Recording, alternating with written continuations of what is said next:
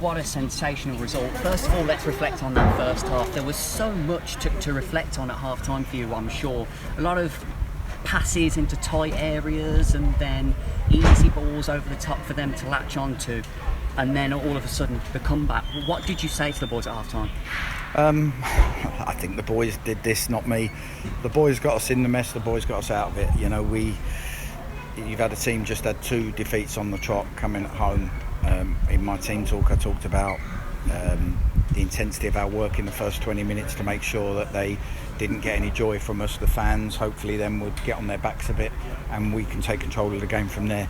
And I got the opposite. So, you know, the goals we've conceded were horrific from start to finish. You know that, I know that. It was very, very, very unlike us.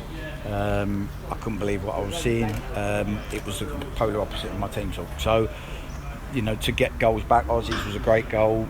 The second one's a well-worked corner routine. To get goals back gave us that glimmer that we knew we could go, but we had to be patient. We couldn't do it in the first 20 minutes of the second half. And I thought, by and large, you know, we probably got the result we deserved as far as the possession and the total control of the game. But if you concede the goals we conceded, you probably don't deserve to get anything. Even at 2-0 down, it felt like you were well on top of the game and looked like you were going to make a comeback. So when that third went in, what was the thinking at that point? Well, at that point, again, it was difficult for me because I was quite angry with what I was seeing and the mistakes we were making. So, you know, at that point, it's easy to think the game's gone. We knew we needed a goal before half-time. We got it. Aussie got the first and then obviously we got the second. But, you know, this group of boys have shown how good they can be. They've shown that the team spirit and the way we play is fantastic and the character's fantastic. We just need to tidy up some of the other stuff so that we're not easy to play against. Does this win speak perhaps more than any other in your time as manager as to how your players have found that strong will to find ways to win? Yeah, I think the players deserve all the credit. Their mentality, you know, I can stand on the side and you can say, you know, you must have done a good half-time team talk or whatever. It wasn't. I challenged them.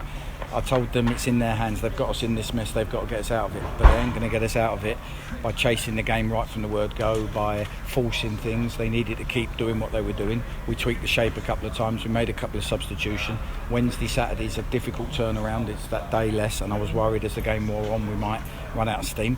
But they kept going and the substitutes made a difference, and you know, they deserve all the credit. And finally, next week, Dorking, surprisingly a free scoring outfit, and so you must be looking at that and thinking, ooh, this could be tasty. Yeah, I know the Dorking manager well, and I've played against Dorking a couple of times, and they're a very, very good outfit. So I'm not surprised by how good they are in this league. I'm not surprised by the momentum they've carried over from last season. We've got a really, really tough weekend next weekend. Obviously, Dorking at home has got massive challenges to it, and then away to Notts. So we've got a tough one. We need to make sure the boys are there in the right mental and physical state, and then we'll have a right good go at it.